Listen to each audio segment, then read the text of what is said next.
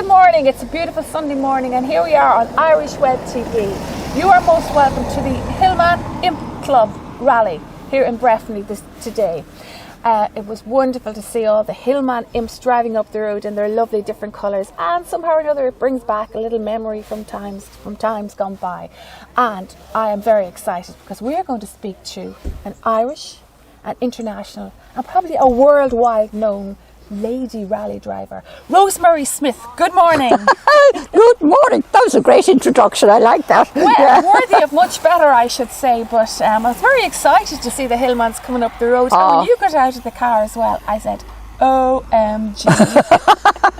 It's the lady herself. Yeah. No, well, I've been a member of the club, this club, since it started, basically. I'm also the honorary president of the Imp Club in England. So because I drove them so many times in so many international rallies, that they just, they make me these honorary members of one thing and another. But yeah. I know, it's lovely. And, they are a very close-knit club. They are wonderful. And the man who organised the whole thing, Shepard, he is just such a nice man. Yeah. In fact, today I don't even have my own car because it was gushing oil or doing something. I don't understand cars. Now let me explain this. From word go, I can drive them, but I'm not great on, sort of what goes on under the bonnet. No. Okay. Well, that's John's car.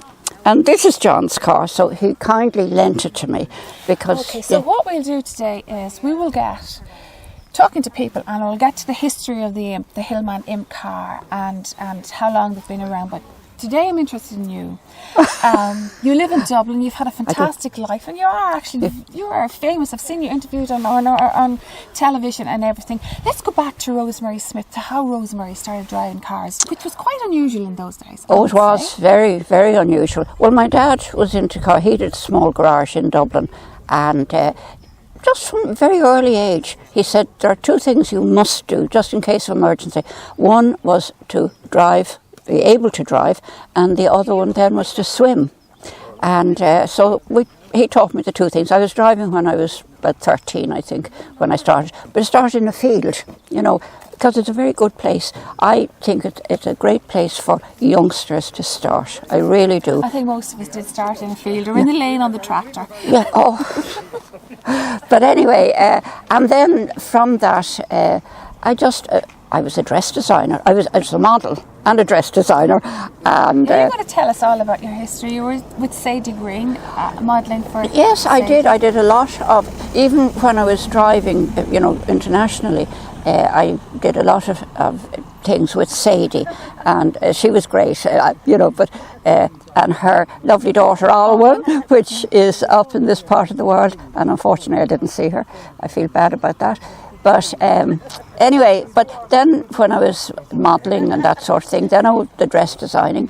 And then one of my clients who came in was looking for some odd clothes, as we thought at the time, sort of trousers and silk shirts and all this sort of carry on. And, I said, what do you want all these clothes for? Oh, should I go rally driving? So I said, oh, really? And then she was the sort of person who she talked at you. She didn't sort of talk with you. You will come with me on Sunday. And I said, where are we going on Sunday? We're going to Kilkenny to do a rally. And that started, but she wanted me to be the navigator, which of course I couldn't. To this day I can't navigate. But, and then we had a few big accidents and one thing and another. And I nearly killed her, but anyway, she survived. And I was lucky enough that we did a rally in England, the RAC International Rally, and the competition manager for the Roots Group, as they were known, who made these cars initially, and he saw me driving and he thought, I had some potential. So he offered me a drive. Then I did the Monte Carlo one year. Was it always in a Hillman Imp? No. I started in a thing called a Sunbeam Rapier, and that was a big heap of a car, to be honest with you, but it was still the Roots Group. And then from there went into the Alpine, another Roots car, and then they brought out these little things, and they used to laugh at the little tin boxes. Yeah, the engine in the back. Yeah, absolutely. And you know, they weren't very fast. I mean, they were never very fast, even the works ones. And but did you ever do the Dakar race? No, I was invited to do it, but I was advised not to because it was all in sand dunes. And, you know, you could be coming along and you think perfectly straight bit of sand, but actually there might have been a drop of about, you know, 20 feet into a big ravine sort of thing. You could get lost, you could get damaged. You could get very, very easily damaged. And so a lot of people get killed on that. And So lost, no, yeah. I didn't want to do that, but I did a lot of the internationals. It was the Monte Carlo Rally, of course, one of the famous ones. And then, you know, I did them all. I did, well, Circuit of Ireland, of course, which used to come all up around this area as well. Tell me, how many other ladies were there in these competitions? Initially, there were quite a few.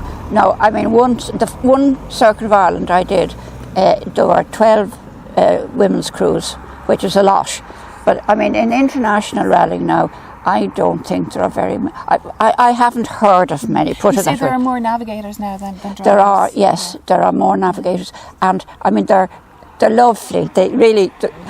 Everybody just sort of gels together. You know, we have the one interest.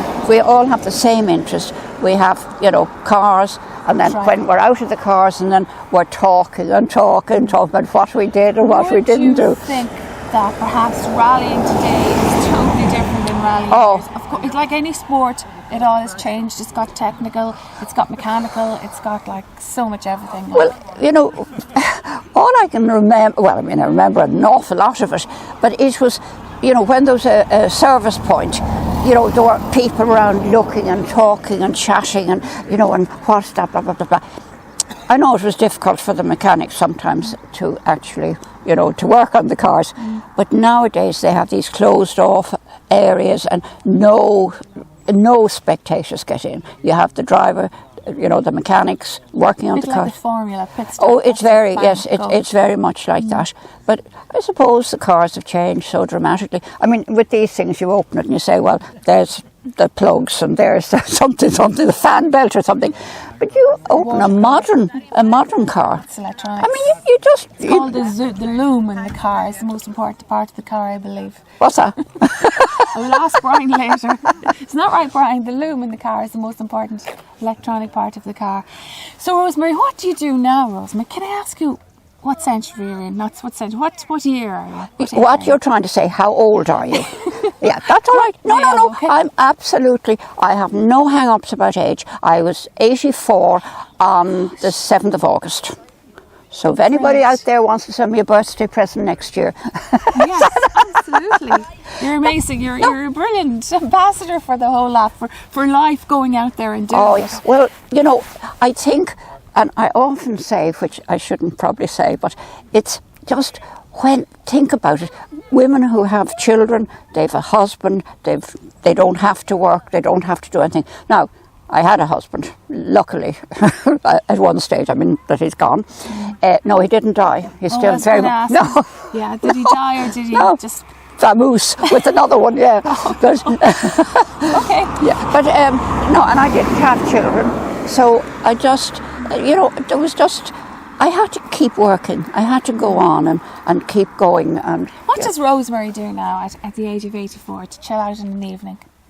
Oh, well, we haven't. I mean, I haven't been going out very much, obviously, because of COVID and so on. Year and a half. Yeah. Well, the worst part was because I had a driving school for the young people on private ground, and you know, that was sort of 5 days a week anyway, and it was hard going. I ran it for 21 years. And then on the 10th of March of last year, you know, when the COVID sort of really hit home, and I had to shut the school down. But what really got to me was that, like, for years I've been, you know, advocating for the young drivers to have somewhere. I saw this program in America originally. My sister's family, they all went through driver's ed. And I said, that'd be great to do it in Ireland. First of all, to find a place to do it, because it had to be, of course, off-road. And so car parks and that sort of thing, which we used a lot. And then, you know, for it to just cut off like that. And then I thought, well, at least COVID, you know, I'll get the payment. Must be joking. They said to me, well, you know, how old are you? And then I said how old I was. Oh no, you have to be 18 to 66. And if you were anything more than that, I mean, that was the end of it. Yeah. You know, you just don't get anything.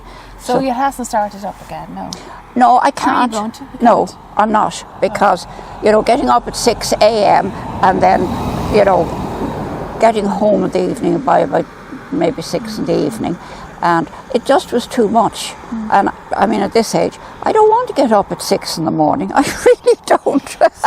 So tell me this: you drove all the way from Dublin in this Hillman, and your friend's Hillman imp?